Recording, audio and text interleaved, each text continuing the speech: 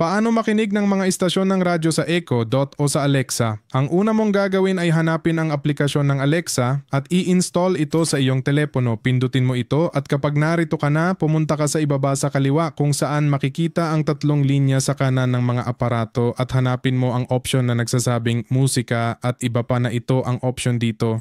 Kapag nandyan ka na, pumunta ka sa itaas sa kanan kung saan makikita ang icon ng mga setting o gear at kapag nandito ka na, i-configure mo para sa iyong profile pati na rin para sa profile ng pamilya depende kung saan nakakonfigure ang iyong Echo o Alexa. I-configure mo ang lahat ng mga ito sa parehong paraan. Sundin mo ang mga sumusunod na hakbang. Bumaba ka at tiyakin mong nakalista ang TuneIn sa mga aplikasyon. I-click mo ito. Kung wala ito, hanapin ang Unir o Enlazar Nuevo Servicio. Hanapin ang aplikasyon, i-click at i-activate ito. Kung hindi ito makita, i-activate mo na lang ang ibang lumalabas bilang radyo, halimbawa itong nandito. Pero ang pinakamaganda, kung ako'y magiging tapat, ay yung tune-in na lumalabas sa huli. Ganon din sa yung personal na profile, i-click mo ang Enlazar Nuevo Servicio o i-link ang bagong serbisyo, hanapin ang aplikasyon at i-link ito.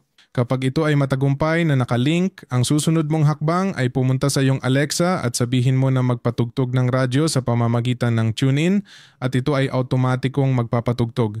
Sabihin mo na, Alexa, magpatugtog ng radyo sa TuneIn at ito ay makukuha ang huling istasyon na iyong napakinggan sa TuneIn Radio 1 Bogota sa halagang 12,320 pesos at asukal na may timbang na 2,500 gramo, Providencia sa halagang 10,950 pesos. At tulad ng iyong nakikita, automatikong nakatugtog na ang radyo doon at ayos na, maaari mo nang i-play ang musika na gusto mo. Ngayon, kung gusto mong magpatugtog ng isang particular na istasyon ng radyo, i-activate mo lang si Alexa at sabihin mo ang pangalan ng istasyon ng radyo na gusto mo at sabihin mo na i-play ito sa TuneIn at automatiko niya itong ilalagay. Kung hindi mo sasabihin ang huling bahagi na ilagay ito sa TuneIn, hindi niya ito ire-reproduce. Sa halip magpe-play siya ng musika sa Spotify, Amazon Music o iba pang app. Kaya naman napakahalaga na banggitin mo ang huling bahagi ng pangungusap